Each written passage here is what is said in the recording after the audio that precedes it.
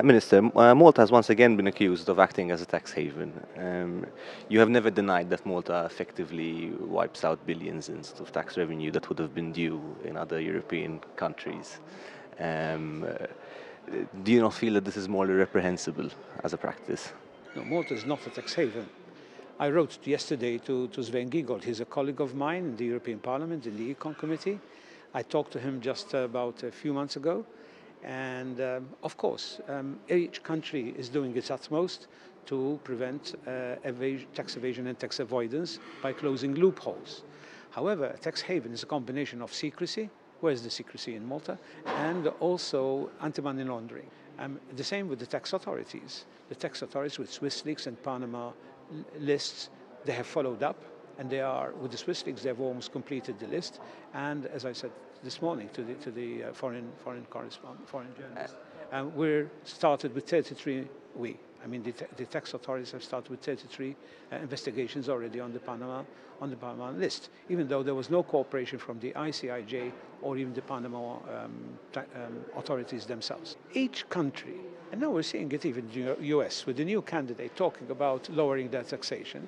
Is that immoral? And the Brexit. UK after Brexit, they're saying we want to make the country competitive. This is what we're always saying.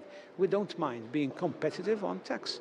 So, however, don't mix tax competition with secrecy or lack of cooperation where it comes to exchange of information, especially automatic exchange of information on taxation between the competent authorities of countries. The fact that we feel guilty, because I know what you're talking about, that we are a tax haven is completely wrong, and it misunderstands our tax regime. You don't feel that there's a conflict in the sense, like during the presidency, we will have to sort of push forward rules on money laundering? Not at all. We will be cooperating not cooperating, we will be leading the council on the files which are coming up, ATAD2 first, and then the double CTB, and then we'll go to the triple CTB. However, if there is resistance on the triple CTB, which, by the way, it won't be during our presidency, there are reasons for it, and we know what they are. It's just because no country would allow its profits to be artificially, through a mathematical formula, to be given to another country to be taxed there. The EU wants to go a different way.